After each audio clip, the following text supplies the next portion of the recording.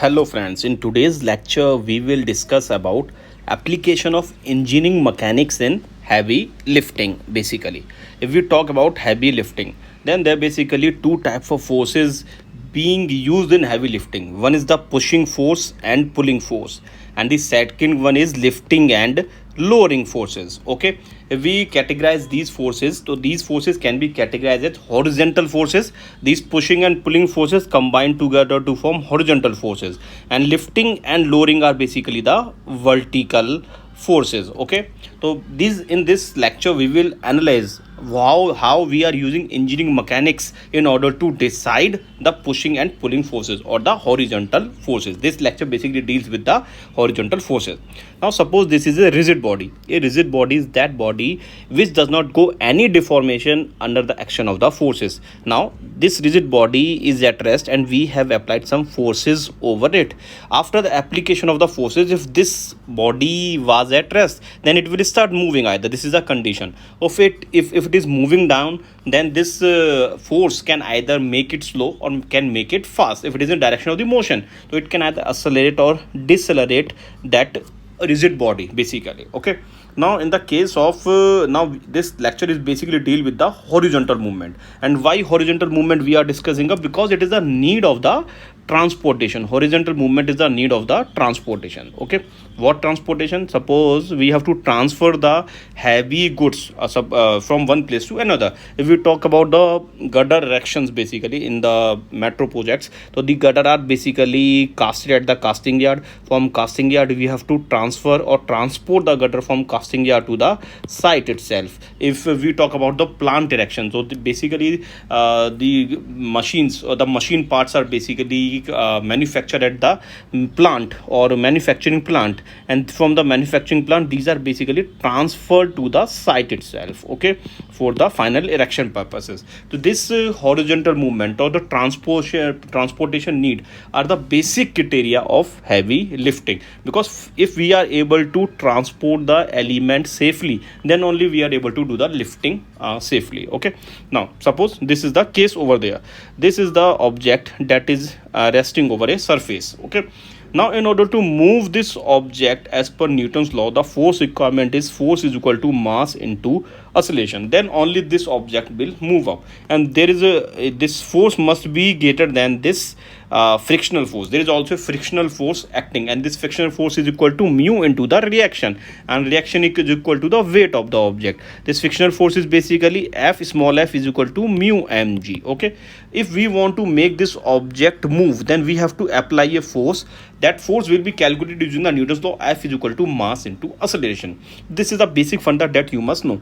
But in case of heavy lifting or heavy civil, we are basically transporting equipments. Heavy equipments are there. Okay, the criteria for the transportation is that the velocity of the vehicle that is basically transporting or transportation is doing is very small. The velocity must be very small, and the velocity must be constant. It must not be changing, because there will be a sudden jerk. Okay, and the equipment is very heavy. Okay, that VR element is very heavy. So the criteria is velocity must be very small and velocity is constant. So if velocity is constant, means acceleration is equal to 0.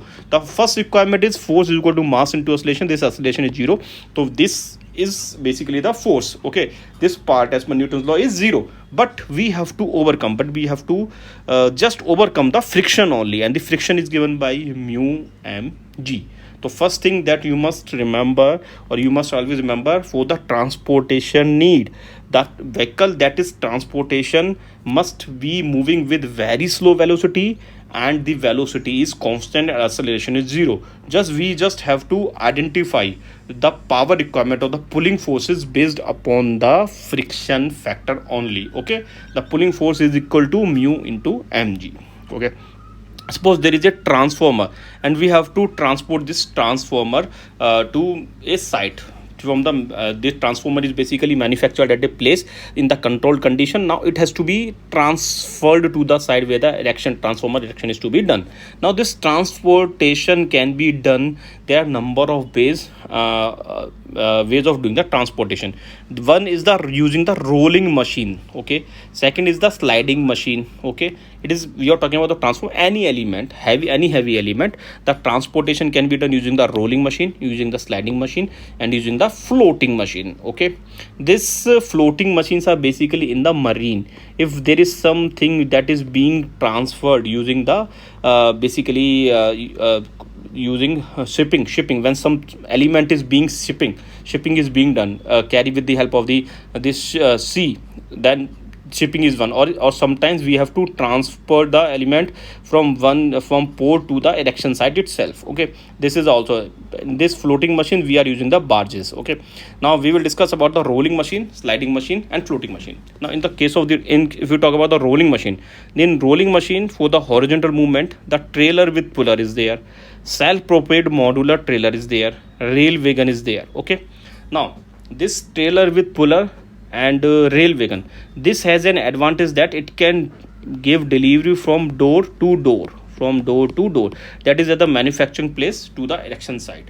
This SPMT are basically generally used to transfer or to transport the element within the site itself, from one point of the site to the other site. Then SPMT are basically used. Okay, we will understand about how we are able to decide the trailer, or how we are able to decide the SPMT, or how we are able to decide the rail wagon. For just, we already discussed that we just have to overcome the friction force, and just by calculating the friction force we can able to decide the pulling force. Okay, suppose this is a transformer. Okay, that is being transferred or transported from the manufacturing site to the erection site. Okay, basically this transformer weight 200 metric ton, and this transformer is transported using a puller. This puller weight 50 metric ton. If this surface is having a coefficient of friction as 0.04, the total weight, it comes out to be 200 of the transformer plus 50 metric ton of the puller, so 250 metric ton. And this 250 metric ton, and using the formula mu mg, mu into weight, 250 into 0.04 is the coefficient of friction. This comes out to be 10 metric ton. Okay, so this puller must be of capacity 10 metric ton. This puller has to be provide the pulling force equal to 10 mt in order to start movement of this transformer, or in order to transport this transformer. Okay, we just require a pulling force of 10 metric ton basically. Understand? This is understand. Similarly, now consider this transformer is to be transported from a bridge. Okay, is transported through a bridge. Now this bridge doesn't have a capacity of 250 metric ton. This bridge has a capacity of only 200 metric ton. Okay, this is a curved arch bridge, and it can only carry up to 200 metric ton. So what we are doing, we are using a hydraulic jack arrangement over there, strand jacks, and we are pulling it using we have removed the puller, and we are pulling it using the strand jacks. Okay, this is being done at many places. Okay, now at this time the weight is 200 mt of this arrangement. 200 mt, coefficient of friction is 0.04 mt. So this 200 into 0.04 comes out to be 8 mt. So this pulling force that strand jacks has to be provided is 8 mt. By using this 8 mt pulling jack force, we can easily able to pull this from this place. We can easily transfer from this place to this place. Okay, now these are basically the puller, basically trailer with puller. Now SPMT is basically self-propelled modular trailer, and self-propelled modular trailer is basically used for the transportation within the site itself. It is not for door-to-door delivery. These are more robust. We will discuss about SPMT in details in some lecture. And basically in SPMT, in trailer, we are pulling with the help of puller. Okay, but in case of SPMT, there is a power pack, PPU, power pack unit is there, and this power pack unit, in every axle there is a hydraulic system is there, and there is a power pack unit which drives these axles accordingly. Okay, instead of a mechanical puller, we are using a power pack unit. So this is the main difference between SPMT and normal trailer. Okay, now rail transportation. Now we have in this rolling machine, we understand trailer with puller, door-to-door delivery, self-propelled modular trailer, we already understand it. Now there is rail wagon. Sometimes the rail transportation is basically used, and even sometimes the rail laying is being done, and the skidding system is basically used. Okay, how this is the, and this is basically the skidding system provided over there, and suppose it has a weight of 400 metric ton. Okay, and this, the friction between this and this is having mu is equal to 0.01. Okay, now we have to pull it from one place to another place using the strand jack or using some jack unit. Okay, now what the pulling force comes out to be, pulling force is 400 into 0.01, that is 4 empty pulling force we will require. And sometimes there is a normal wagon like train normally is used for transportation over a long distances. Okay, this is clear. Okay, now this is clear. Now we will understand what the floating machine basically. Floating machines are basically for the barge are basically used, and in order to identify in the water transport system floating machines, we have to calculate the bollard pull force. Basically, first of all we have to design the barge is designed based upon the buoyancy principle. Okay, buoyancy principle, and after that the force required to pull that barge, they are basically pulled with the help of these steamers, and these bollard pull force is equal to sum of wind resistance, sum of wind wave resistance, and current resistance. We have to understand all these topics in order to calculate this bollard pull force. Okay, now the another thing is that is being used is skidding system. Sometimes suppose within the plant itself, okay, we have to shift one element from this place to this place, and finally it is erected over some column. It is erected over column. So in order to transfer from this place to this place, we are using some skidding system, and it is very economical skidding system. Okay, so this will, we will skid up to this point. From this point we will start lifting using winches. Okay, then the erection we will done. Now what is basically skidding system? We talk about the skidding system. In the skidding system the main parts are basically hydraulic jacks. There is a skid board. Okay, there is stainless steel, and there is one Teflon surface. So we will understand what works. Okay, first of all, in order to develop a skidding system, we first have to develop a skidding track. Okay, this is basically the skidding track. This skidding track is basically metal track with Teflon blocks. The Teflon blocks is being provided in between the metal blocks. Okay, now after the skidding block there is a skid shoe beam. This is the skid shoe beam is there, or we call it as a skid board. This is the skid board. After the skid board there is a beam.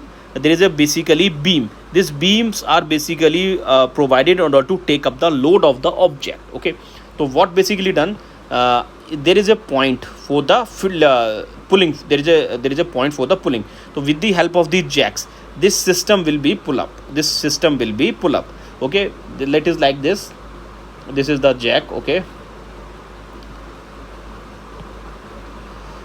this is basically jack. I have locked it somewhere. Okay, now if I have locked this cylinder, and this piston, this cylinder, this is the cylinder, and this is the piston setup. Okay, this is the piston setup. If I have locked this cylinder, and this piston is out, completely out, and I start moving this piston, this object will also move with it. And as there is friction, there is basically Teflon surface there, the friction resistance is very less. Okay, then it will overcome the friction resistance, and this object will move up to this point. So in this way, either using the piston cylinder arrangement or using the hydraulic strand jacks. Basically these hydraulic strand jacks are used. These strands are being fastened to the object, and this starts pulling up, and in this way the object will move. Okay, and we have to provide the skidding surface, and skidding surface include of this basically a skidding system includes of one is basically the skidding track. Skidding track consists of stainless steel with these Teflon blocks, and apart from the skidding shoe beam, and there is a main beam which is provided in order to take up the load. Okay, this is the system. Now this Teflon is a very useful material. This Teflon has static coefficient of friction is 0.04. Okay, it has static coefficient of friction is 0.04. With steel it is 0.05 to 0.2. Okay, so you must know, because in order to understand how we are calculating the frictional forces, so we must know the contact coefficient of friction between the two contact surfaces. Suppose we have to skid some element made up of aluminium through the coefficient this Teflon surface, then the mu comes out to be 0.019. If we have to skid glass, then 0.1. Okay, in this way you must able to understand what is basically the coefficient of friction. In general case, the skidding system, the Teflon is having the coefficient of friction as 0.04. It is asked in interview many times, and for the skidding system it is basically used. Hope this clears about the horizontal movement and the applied mechanics application of engineering mechanics for the horizontal movement in heavy lifting. Hope you like this lecture. In the next lecture we will discuss about the vertical